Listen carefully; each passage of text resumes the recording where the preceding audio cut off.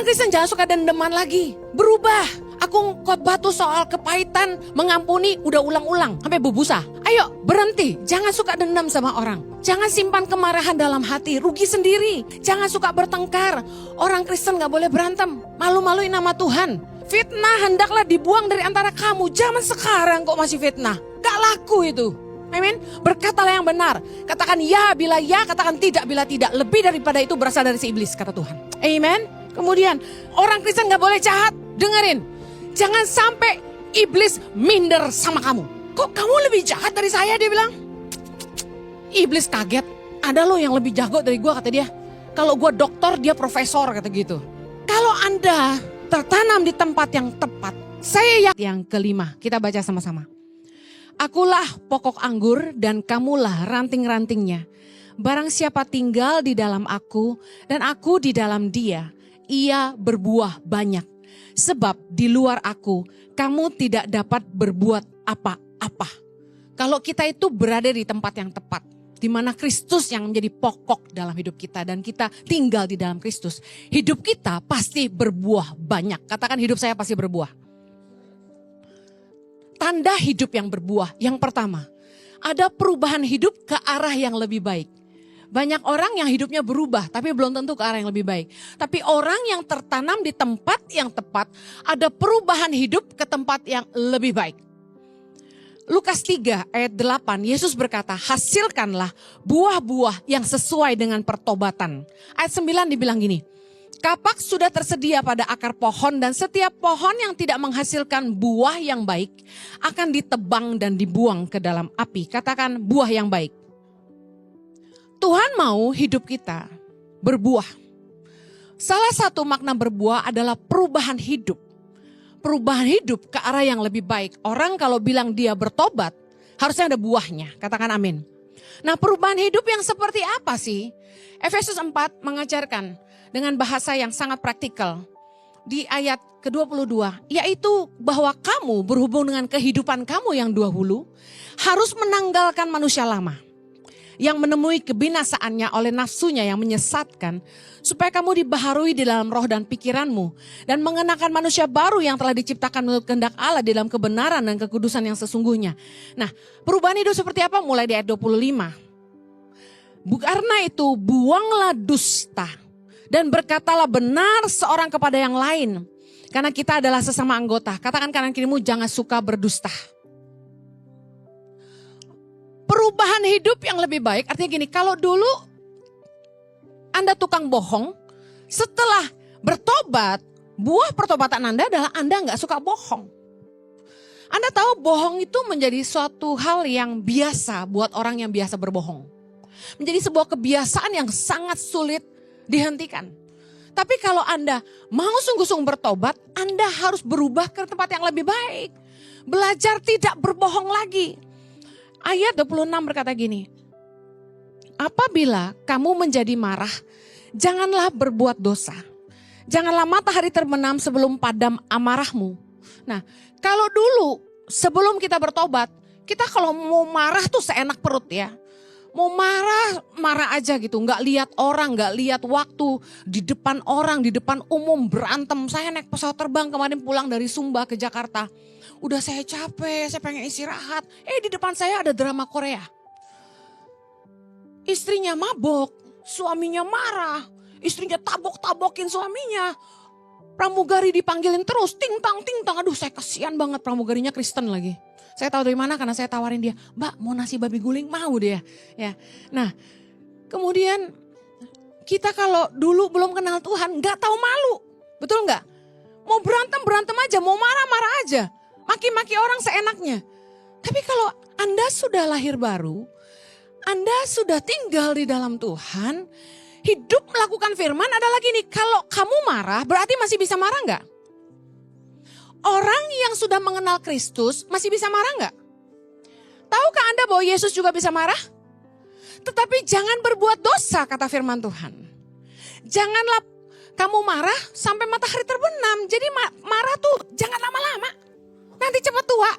Yang suami-suami lihat istrinya. Jangan suka marah-marah, nanti kamu cepat tua. Yang istri sekarang bilang sama suaminya, jangan suka marah-marah, nanti saya gak sayang sama kamu. Ngancamnya gitu. Nah, buanglah dusta. Jadi kalau dulu tukang bohong, jangan bohong lagi. Kalau dulu tukang marah, jangan suka marah lagi. Nah, bertobat seperti apa lagi? Perubahan hidup yang lebih baik itu seperti apa lagi? Ayat 28 berkata, orang yang mencuri, janganlah ia mencuri lagi. Tapi baiklah ia bekerja keras, melakukan pekerjaan yang baik dengan tangannya sendiri. Supaya ia dapat membagikan sesuatu kepada orang yang berkekurangan. Perubahan hidup yang lebih baik, kalau dulu suka nyolong, jangan nyolong lagi dong sekarang. Kerja dong. Amen. Perubahan hidup seperti apa lagi? Ayat 29. Janganlah ada perkataan kotor keluar dari mulutmu. Tapi pakailah perkataan yang baik untuk membangun di mana perlu. Supaya mereka mendengarnya beroleh kasih karunia. Kalau dulu sebelum Anda bertobat, sebelum Anda kenal Tuhan, Anda suka ngomong jorok. Sekarang kenal Tuhan, bertobat. Saya berdoa, jemaat ICI yang udah tertanam di ICI, berhenti ngomong jorok. Katakan kanan kirimu, tatap matanya, berhenti ngomong jorok. Bu, maaf, latah. Latah kok jelek banget sih? Bener gak sih? Ada orang-orang tuh yang kalau latah, nih yang dandanin saya nih kalau latah, kodok gitu. Jelek amat saya bilang latahnya. Itu sih gak jorok ya, tapi banyak orang yang kalau latah tuh jorok banget gitu. Kalau mama saya, copot gitu ya. Saya dulu juga suka ikutan bilang copot-copot, saya pikir jelek banget sih latahnya. Kalau latah tuh gini, Tuhan besar gitu dong. Haleluya gitu dong. Jangan ngomong jorok dong, jelek banget deh. You know, image-mu tuh jadi jelek kalau mulutmu tuh jorok. Amen. Orang pandang kamu rendah loh kalau ngomongmu jorok. Saya ketemu orang ganteng-ganteng ketemu saya, tiba-tiba ngomong bahasa F gitu, kenceng-kenceng. Langsung kayak gantengnya luntur. Gak keren banget. Orang yang hatinya bersih tuh mulutnya bersih. Amen. Karena firman Tuhan berkata, perkataan mulut meluap dari hati. Berhenti ngomong jorok. Perubahan hidup yang lebih baik apalagi? Ayat 31. Segala kepahitan, kegeraman, kemarahan, pertikaian, fitnah hendaklah dibuang dari antara kamu. Demikian pula segala kejahatan. Orang Kristen harus lihat ini. Orang Kristen jangan suka dendeman lagi. Berubah. Aku khotbah tuh soal kepahitan, mengampuni, udah ulang-ulang sampai bubusa. Ayo berhenti, jangan suka dendam sama orang. Jangan simpan kemarahan dalam hati, rugi sendiri. Kepahitan, kegeraman, kemarahan, pertikaian. Jangan suka bertengkar. Orang Kristen gak boleh berantem. Malu-maluin nama Tuhan. Firman Tuhan berkata, seorang hamba Tuhan tidak boleh bertengkar. Bu, saya kan bukan hamba Tuhan. Pilih, kamu mau jadi hamba Tuhan atau hamba setan? Ayo, kalau hamba Tuhan gak boleh bertengkar. Kamu hambanya siapa? Tuyul atau Tuhan? Kalau hamba Tuhan, katakan sebelah kanan kirimu, gak boleh berantem.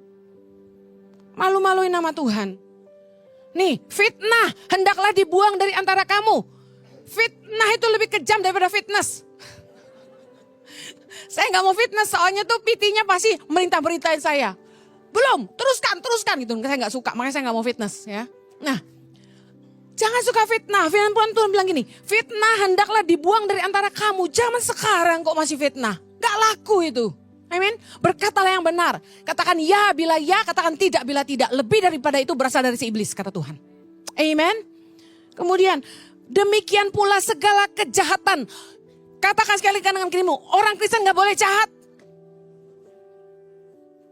Dengerin, jangan sampai iblis minder sama kamu.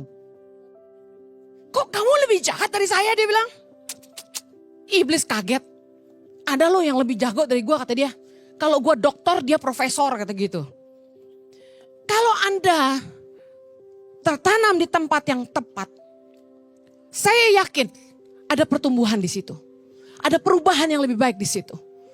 Saya bersyukur saya baca kesaksian-kesaksian di YouTube maupun di Instagram. Teman-teman yang dengar firman Tuhan melalui saya khotbah di YouTube maupun di TikTok, mereka bilang gini, Bu Heni, saya dengerin khotbah Ibu dari dulu sampai sekarang. Saya ngikutin terus dan puji Tuhan hidup saya berubah. Hidup saya jadi lebih baik. Saya dulu suka matre, sekarang saya gak matre lagi. Dulu saya suka aji mumpung, sekarang saya gak aji mumpung lagi. Puji Tuhan, ada perubahan ke tempat yang lebih baik. Hari ini kalau Anda gak berubah ke tempat yang lebih baik, saya kasih tahu, Anda akan ditinggalkan oleh orang-orang sekelilingmu. Karena orang akan lelah menunggu Anda berubah. Amen. Saya lagi konseling seorang istri yang pulang kabur ke rumah orang tuanya. Saya tanya, Saya bilang, kenapa kamu pergi? Dia bilang, capek sama suami saya. Saya bilang gini, ingat ya, kamu janji nikah di hadapan Tuhan, dalam suka maupun duka, sehat maupun sakit, senang maupun susah. Gak ada istilahnya capek terus pulang. Apaan itu? Emangnya kerja? Nikah itu kontrak mati seumur hidup. No turning back. Gak ada bilang capek sama suami pulang ke rumah orang tua. Gak ada. Tapi dia bilang gini, capek sih, gak pernah berubah.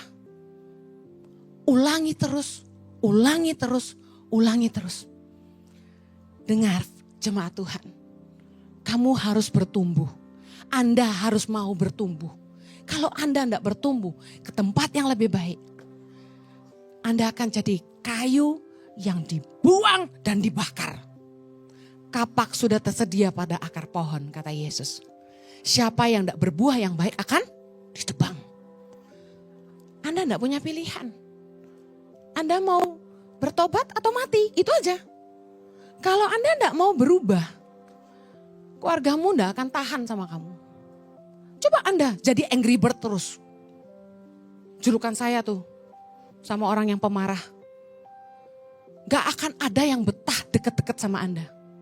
Gerah, panas. Saya tuh kalau saya tuh suka tenang. Saya suka suasana tenang. Jadi kalau ada orang yang gerewekan, tahu gerewekan? Gitu. Saya langsung menyingkir. My God. Cukup satu orang Henny, jangan ada dua. Kalau saya khotbah doang saya cerewet. Kalau di luar mimbar, saya kalau di rumah itu saya senang duduk sendirian. Gak ada yang ganggu, saya gak ngomong sama siapapun. Seharian. Saya cuma mulai cerewet itu ketika jam makan. Ayo siapin makan malam. Seperlunya gitu loh. Orang gak akan tahan dekat dengan orang yang terlalu cerewet. Pusing, mumet. Ada amin bapak-bapak? Yes. Tahan gak ibu-ibu punya suami yang pemarah? Dikit-dikit marah. Tahan gak? Jadi jangan pemarah bapak-bapak. Gak ada yang tahan punya suami pemarah. Dengar suami-suami. Jangan pemarah. Capek. Ayo kita saling bertatapan dan berkata, kamu jangan cerewet, aku capek. Kamu juga jangan suka marah-marah, aku capek. Gitu ya. Amin. Katakan saya harus berubah menjadi lebih baik. Yang berikutnya, tanda hidup yang berbuah. Yang kedua adalah memberikan buah karakter yang baik. Lukas 3 ayat 9 tadi berkata, kapak sudah tersedia pada akar pohon. Dan setiap pohon yang tidak menghasilkan buah yang baik akan ditebang dan dibuang ke dalam api. Tuhan mau kita berbuah karakter yang baik. Nah, mari kita periksa buah kita hari ini. Apakah buah karakter kita baik? Nah, orang itu baru kelihatan karakternya baik gak baik itu kalau berhadapan sama apa? Duit. Berhadapan dengan berkat. Berhadapan dengan apa lagi? Orang yang gak baik. Anda tahu bahwa pohon yang baik, kata firman Tuhan, pasti menghasilkan buah yang baik. Amin. Kalau pohon itu baik, karakternya pasti baik. Nah, Matius 12 ayat 33 berkata gini, jikalau suatu pohon kamu katakan baik, maka baik pula buahnya. Jikalau suatu pohon kamu katakan tidak baik, maka tidak baik pula buahnya. Sebab dari buahnya pohon itu dikenal. Mari kita periksa apakah kita pohon yang baik atau tidak baik. Nah, pohon yang buahnya manis pasti sering dilempar batu sama orang. Why? Karena orang mau buahnya. Saya pernah cerita waktu saya ke Antioquia di Turki. Sepanjang jalan itu ada pohon jeruk di kanan kiri jalan, di tengah jalan. Saya heran tuh kota, kok pohon jeruk semua keren gitu loh pas berbuah. Nah yang aneh bin ajaib. Buahnya gak ada yang petik. Semua pohon itu berbuah lebat sekali, buahnya banyak, demen ngeliatinnya. Tapi satu pertanyaan yang aneh, kok gak diambil orang? Itu kalau di Jakarta udah habis. Bener gak? Saya tanya sama guide lokal, kok gak diambil orang ya? Bagus gitu warnanya, oren-oren. Dia bilang gini, asem bu, buahnya gak enak dimakan jadi gak ada yang mau ngambil. Nah, Anda harus tahu kalau buahmu tuh manis, hidupmu tuh bermanfaat, hidupmu tuh berguna, banyak yang mau ngelemparin kamu. Kenapa? Banyak yang mau manfaatin kamu. Banyak yang mengharapkan kehadiran kamu. Banyak yang menginginkan kamu karena hidupmu manis. Karena hidupmu jadi berkat. Tetapi banyak juga yang fitnah kamu. Banyak juga yang ngiri sama kamu. Banyak juga pasti yang gak suka sama kamu. Tapi luar biasanya pohon yang buahnya manis itu waktu dilempar, deng, buah yang jatuh tetap manis. Dia gak balas dengan gini, kurang ajar lu lempar-lempar gua kasih buah yang asam nih di bawah ketiak katanya. Dung gitu. Loh iya kan? Siapa tahu kalau pohon itu ada ketiak, di bawah ketiak lebih asam daripada bagian lain. Nah, pohon gak gitu. Dilempar buah yang jatuh tetap manis. Orang yang pohonnya baik, buahnya pasti baik kata firman Tuhan. Jadi orang jahat sama Anda seperti apapun. Orang merugikan Anda seperti apapun. Orang fitnah Anda seperti apapun.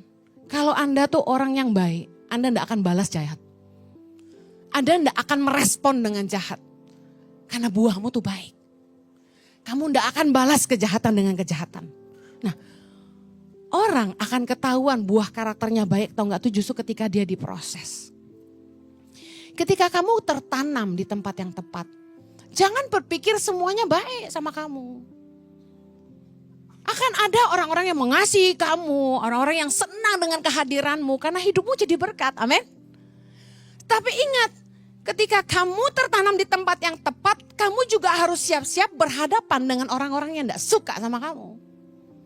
Orang-orang yang mungkin iri hati dan pengen menjatuhkan kamu. Tapi disitulah kamu diproses. Disitulah kamu membuktikan buahmu yang sesungguhnya. Kalau karaktermu baik, tidak peduli orang tidak baik, kamu tetap baik. Amen. Anda jangan pikir ketika kita berada di tempat yang tepat, mengerjakan yang tepat yang dari Tuhan, semua aman. No. 1 Korintus 16, Rasul Paulus berkata begini dalam ayat 8. Dia tinggal di Korintus dan dia bilang gini. Tetapi aku akan tinggal di Efesus sampai hari raya Pentakosta. Sebab di sini banyak kesempatan bagiku untuk mengerjakan pekerjaan yang besar dan penting. Katakan besar dan penting. Sekalipun, baca sama-sama, ada banyak penentang. Aneh, Rasul Paulus memutuskan bahwa dia akan tetap tinggal di Efesus sampai hari Pentakosta. Dia bilang, dia bisa melihat bahwa di situ banyak kesempatan yang dia bisa kerjakan. Pekerjaan-pekerjaan besar dan penting, yang artinya apa? Kita bisa berbuah di situ. Tetapi dia bilang gini, sekalipun ada banyak penentang. Punya haters tuh biasa.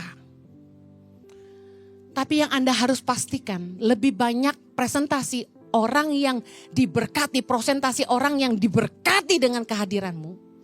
Lebih daripada hatersmu, amen. Gak mungkin hidup ini gak punya haters. Tapi kalau karaktermu tuh baik, pasti lebih banyak orang yang diberkati dengan hidupmu. Anda pikir ketika Anda milih taat sama Tuhan, mengerjakan yang Tuhan mau, semua akan baik-baik? Enggak. Tantangan akan selalu ada di situ. Tapi disitulah karaktermu dibentuk. Saya percaya orang-orang yang mau tertanam di ICI akan terjadi gesekan di sini. Anda akan kecewa dengan saya mungkin. Anda akan kecewa dengan Pastor Jojo. Anda akan kecewa dengan pengerja. Tapi kalau Anda percaya ini semua proses yang Anda harus lewati. Dan Anda menang di situ. Anda akan tumbuh dewasa dan menghasilkan buah karakter yang baik di sini. Ada orang-orang yang tidak cukup rendah hati. Karena mereka punya kedudukan mungkin di gereja lain sebelumnya. Dari ketika mereka datang ke ICI dan mereka berharap, gue punya pengalaman puluhan tahun di gereja lain, belasan tahun di gereja lain, di ICI gue bisa dikasih apa? Oh minta maaf, di sini gak ada prioritas VVIP, gak punya. Anda pernah lihat kursi ditulis VIP? Gak ada. Kita di sini perlakukan orang miskin, orang kaya sama, gak ada yang spesial. Kita perlakukan semua orang sama, kita keluarga, katakan we are family. Nah, kalau orang gak bisa terima, mereka pikir gini, kok Bu Heni gak ada sungkannya sama gue? Dia gak tahu apa? Gue tuh udah nyumbang nih. Minta maaf ya, saya sekedar kasih bocoran. Anda bayar perpuluhan atau Anda kasih persembahan sebesar apapun, saya nggak akan pernah tahu. Why? Karena saya nggak pegang keuangan. Saya nggak pernah ngecek. Saya nggak pernah ngecek rekening. Saya nggak tahu.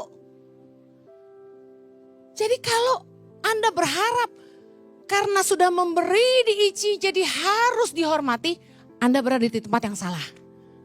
Karena di sini nggak begitu. Kita tidak lebih dekat sama orang kaya, lalu nggak dekat sama yang nggak kaya. Kita lebih muji yang nabur, nggak muji yang nabur, nggak ada gitu. Tapi disinilah karaktermu akan dibentuk kalau kamu tulus. Anda memberi karena Anda mengasihi Tuhan, Anda akan tetap di sini. Tapi kalau Anda cari pujian, Anda nggak akan tahan di sini. Karena Anda nggak akan dapat itu di sini. Saya pemimpin yang kalau tegur orang di depan muka. Nggak suka ngomong di belakang. Saya panggil, saya tegur. Nggak peduli orang itu udah berkontribusi apa. Suami saya jauh lebih sabar kalau sama jemaat. Suami saya bilang sama salah satu pengerja ICI yang ditegur sama saya. Henny nggak bermaksud melukai kamu. Kamu jangan mundurlah dari ICI. Tetap melayani di sini. Kami butuh kamu. Hati gembala. Wajar. Anda tahu apa yang saya lakukan? Saya duduk di depan orang itu. Saya bilang gini, tunggu dulu. Pikirin lagi baik-baik. Buka matamu. Mau enggak kamu dimentor sama pemimpin seperti saya? Yang berani menegur kamu ketika kamu salah. Kalau kamu enggak suka ditegur, kamu jangan ada di sini. Karena saya akan mementor dan mendidik kamu. Tapi kalau kamu tidak suka dididik, kamu jangan di sini. Saya tidak akan pernah ngemis sama siapapun. Kita tidak boleh takut sama manusia. Harus berani berkata ya di atas ya dan tidak di atas tidak. Saya tegur. Ada orang kaya, telepon suami saya. Minta bantuan. Tolong ya, Yayasan Tangan Pengharapan keluarin surat ya. Supaya saya bisa keluarin kontainer saya. Tanpa sepengetahuan saya. Hati gembala baik. Mau nolong jemaat yang susah, ya kan? Ya nanti kami bantu, nanti kami bantu. Begitu saya tahu, saya telepon ibu ini. Tidak bisa. Nanti saya nyumbang bu, enggak. Lebih baik ibu tidak usah nyumbang apa-apa. Daripada ibu minta saya melanggar hukum. Saya mau Yayasan Tangan Pengharapan bersih. Enggak ada tipu-tipu. Kalau demi kontainer ibu keluar, Tangan Pengharapan harus mengeluarkan surat. Lalu kami diaudit, kami yang kena. Saya yang dituduh korupsi, saya tidak mau. Suami saya bisa dipenjara sebagai ketua yayasan. Dan saya tidak izinkan itu terjadi. Suami saya marah sama saya. Kok kamu kasar gitu sama jemaat? Saya bilang tidak peduli. Saya tidak perlu sungkan sama manusia, saya hamba Allah. Paulus berkata, kalau aku masih mencoba berkenan kepada manusia, aku bukanlah hamba Kristus. Kita akan diuji karakter kita. Kalau kita cari hormat dari manusia, kita tidak lulus ujian karakter. Amen.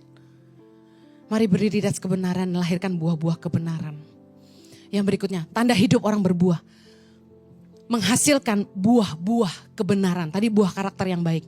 Tertanam di tempat yang tepat itu Anda akan diajar nilai-nilai kebenaran. Sehingga buahmu adalah buah-buah kebenaran. Nah seperti apa sih buah-buah kebenaran? Secara cepat, Mazmur 37 ayat 21.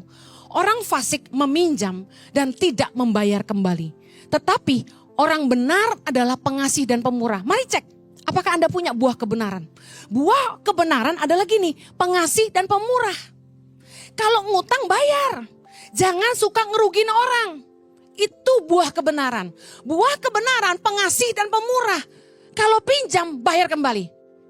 Tidak suka merugikan orang. Tapi orang yang tidak punya buah kebenaran, lihat, meminjam dan tidak membayar kembali. Ngutang gak mau bayar. Ngerugin orang. Buah kebenaran yang berikutnya. Mazmur 37 ayat 25. Dahulu aku muda, sekarang telah menjadi tua. Tapi tidak pernah kulihat orang benar ditinggalkan atau anak cucunya meminta-minta roti. Tiap hari ia menaruh belas kasihan dan memberi pinjaman. Dan anak cucunya menjadi berkat. Lihat, buah-buah kebenaran yang harusnya lahir dalam hidup kita adalah gini. Kita punya belas kasihan. Katakan, aku harus punya belas kasihan. Aku suka menolong orang lemah. Dan hidupku harus jadi berkat. Buah kebenarannya luar biasa. Tiap hari ia menaruh belas kasihan dan memberi pinjaman. Dia punya belas kasihan, dia suka nolong orang. Dan anak cucunya jadi berkat. Hidupnya jadi berkat, itu buah kebenaran. Mazmur 37 ayat 37. Perhatikanlah orang yang tulus. Lihatlah kepada orang yang jujur. Sebab pada orang yang suka damai akan ada masa depan. 3 buah kebenaran. Tulus, jujur, dan suka damai. Apakah hari ini Anda punya buah kebenaran ini? Anda tulus atau bulus? Baik sama orang kalau ada maunya aja atau memang Anda baik? Tulus. Jujur. Dagang jujur atau curang? Barang palsu bilang asli. Asli bilang palsu, gak mungkin ya. Orang yang suka damai. Yuk coba cek hidupmu. Buah kebenaran adalah gini, suka damai, gak suka berantem. Gak suka ngadu domba orang. Apakah dalam keluarga kamu jadi orang yang mendamaikan atau malah bikin ramai? Jadi solusi atau polusi? Coba periksa hidupmu. Yang berikutnya, Mazmur 37 ayat 30. Mulut orang benar mengucapkan hikmat dan lidahnya mengatakan hukum. Taurat Allahnya ada dalam hatinya, langkah-langkahnya tidak goyah. Nilai kebenaran yang berikutnya adalah gini. Orang benar itu kalau ngomong mulutnya penuh hikmat. Gak sembarangan ngomong. Gak suka gosipin orang. Kalau ngomong tuh dipikir. Taurat Allahnya ada dalam hatinya. Setiap keputusan hatinya, pertimbangannya selalu firman Tuhan. Bukan cuma perasaan, itu buah-buah kebenaran. Kalau Anda bertahun-tahun jadi Kristen, Anda sebentar ke gereja sana, sebentar ke gereja sini, sebentar ke gereja situ. Anda cuma senang dengar khotbah, senang. Tanpa Anda periksa, apakah buah-buah kebenaran ini ada dalam hidupmu? Saya mau tanya, selama ini Anda dengar firman Tuhan, buahnya apa? Tadi nilai-nilai kebenaran yang saya bagikan ini, adakah dalam hidupmu? Apakah Anda pengasih dan pemurah? Apakah Anda jujur? Apakah Anda tulus? Apakah Anda punya belas kasihan? Apakah Anda suka nolong orang? Apakah Anda peduli sama orang lain? Apakah Anda hidup jadi berkat? Apakah Anda cinta damai? Apakah mulutmu penuh hikmat? Apakah setiap kali Anda bikin keputusan itu dalam takut akan Tuhan dan Anda memastikan sesuai kebenaran firman Tuhan? Kalau enggak, hidupmu enggak di dalam kebenaran. Saya berdoa supaya Anda terus bertumbuh dalam iman. Terus jadi orang Kristen yang hidup melakukan firman dan memastikan hidup Anda jadi berkat mulai dari keluarga, dunia pekerjaan, kota dan bangsa. Mari terus cinta Tuhan, terus setia ikut Tuhan. Dengar firman Tuhan bukan hanya buat nyenengin telingamu, tapi mau bertumbuh ke arah yang lebih baik. Yang mau katakan amin. Kita berdoa. Bapa di sorga, kami bersyukur untuk jemaat-Mu yang Tuhan percayakan di tempat ini. Hamba-Mu berdoa agar setiap mereka mau tertanam sungguh-sungguh. Agar hidup mereka berbuah. Berdoa agar hidup mereka terus jadi berkat. Dan Tuhan memakai hidup mereka untuk jadi kesaksian yang mempermuliakan Tuhan. Berdoa untuk setiap orang-orang yang belum mengenal Tuhan. Mereka yang mungkin ada saat ini bersama-sama dengan kami. Baik kiranya hati mereka boleh terbuka dan mereka boleh terjamah. Mereka boleh mengalami Tuhan, Roh Kudus boleh melawat setiap mereka. I bow to lift you high, oh, so beautiful.